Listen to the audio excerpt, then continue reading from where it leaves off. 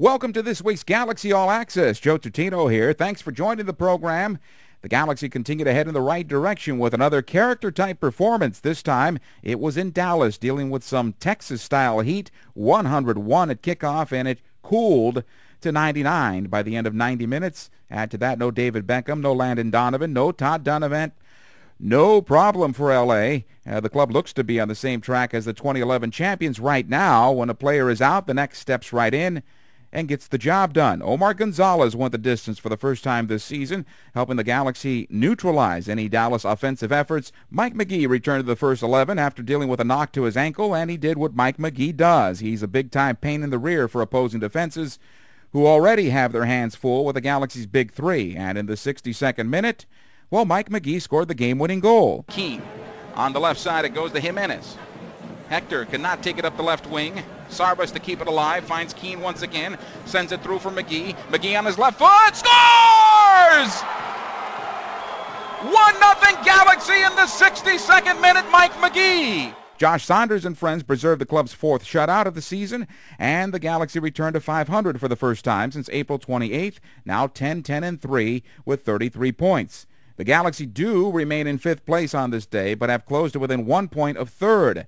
Next up for the Galaxy, the Herbalife World Football Challenge match with Real Madrid on Thursday night at the Home Depot Center. It's a 7:30 start. And then off to Seattle Sunday. That's a 6 o'clock game on AM 1150, and all games are heard at lagalaxy.com/GameDayLive.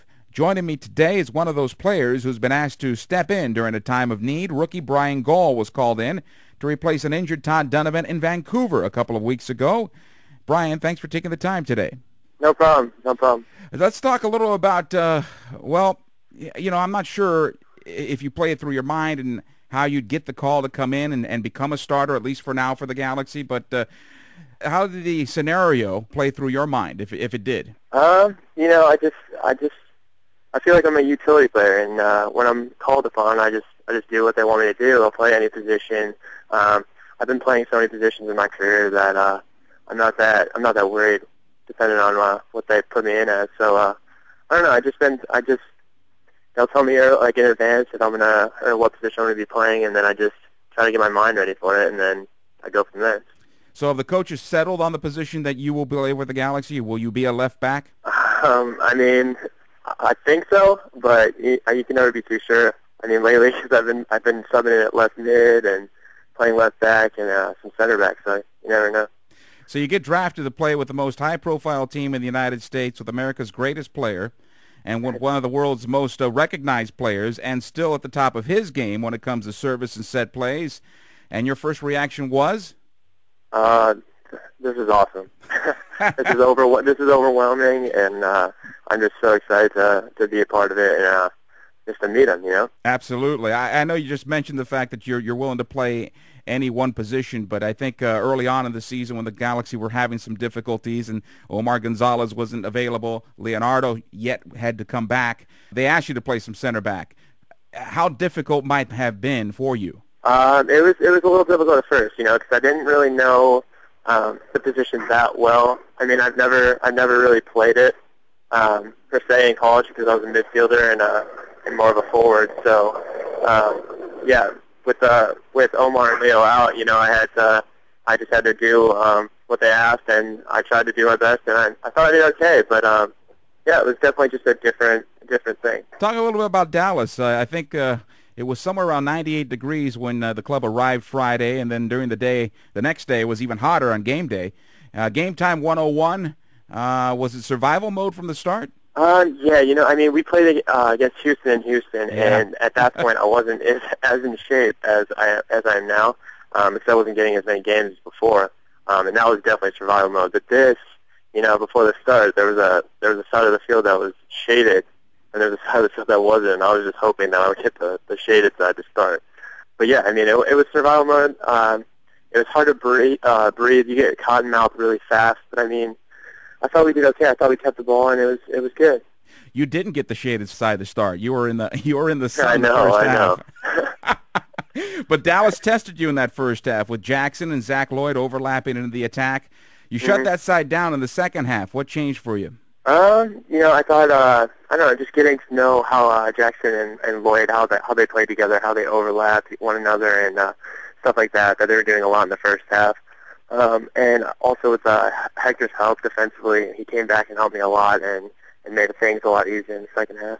Obviously, it's defense first in your position, right. But the Galaxy like to get their backs forward and into the attack and sometime overlapping or whip crosses in. How do you balance your responsibility, especially as a young player, because you don't want to get burned defensively? Right. I've always been an attacking player my entire career, and it's different because I always want to attack. I want to attack first. But they definitely want me to defend first and have that mentality. So to basically know your role defensively, defend first and then attack second. So basically, you just want to do your job on the defensive end, and then when you can go for it, you take your moment. You go for it, So you're looking at coming into this season, a young player, and I think everything's probably moving rather quickly right now, but you're playing your first MLS season, the defending champions. You've seen them in Champions League action, so you know the agony of defeat, unfortunately, there, and U.S. Open Cup play, which you played in that match. Struggle for a bit now and begin to right the ship as a team.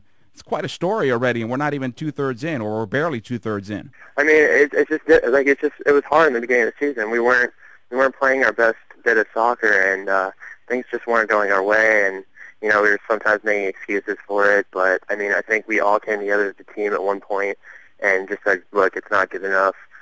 We just need to change things and get our minds right and work for each other." And I think it's been going really well in the past 6 games, and I think we just need to continue what we're doing, and it'll be good. The other part of that story is facing one of the top teams in England, as you did against Tottenham. And then Thursday night you get to face, one of the greatest teams in the world right now in Real Madrid. So it doesn't get any easier for you, Bryan. It doesn't, but, you look forward to these games. It's not something that you should be scared of. It's not something that, you shouldn't look forward to. I don't know, I'm just really excited to play against Real Madrid, just as I was against Tottenham, and you get that experience. You get to see what the best teams in the world are like, and you get to see if you can compare to them, if you can play on the field with them. So I'm excited. Is it more about playing on the field with them, or seeing how you match up against whoever might be coming down your side? I think it's both. But it's definitely, you definitely test yourself because you're playing against the best wide midfielders in the world, and if you can do a good job on them, then you have that confidence to take it into the league and play against those players. Can this game make you a better player in the future, or is this more of just a friendly, have a good time? It's a friendly and have a good time, but yet, it can make you better. You get more experience. I mean, the more minutes I get on the field in games, it definitely helps. It definitely makes you a better player. And playing against them with their speed of play, it's definitely like a learning thing, and you can get better just from playing against them. So.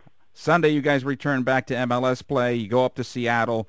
Third place could be on the line there for the Galaxy. You guys have come all the way back to a point where you're now getting up the Western Conference and playing meaningful games. I mean, we can definitely move forward on Sunday.